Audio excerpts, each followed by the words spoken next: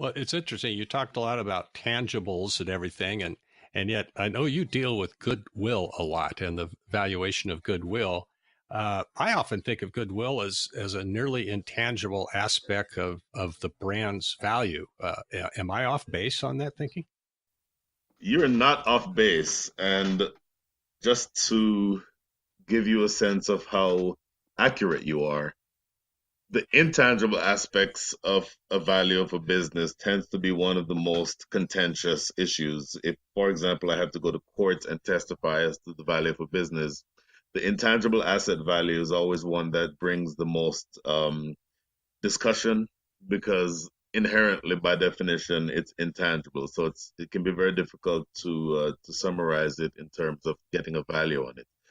But just to give you a 10,000-foot view of what the goodwill would be, a business's value is separated into tangible and intangible assets.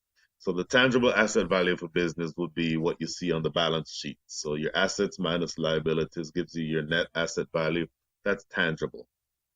Further, the difference between the tangible asset value and the total value of a business is basically what is intangible, and that's referred to as goodwill. Goodwill is broken down into two different components, however. This is where it gets a little bit tricky. One component is called the enterprise goodwill. That's the goodwill that is intangible in nature but directly attributable to the business. And the second aspect would be personal goodwill. Personal goodwill, also intangible, but specifically attributable to the individual business owner.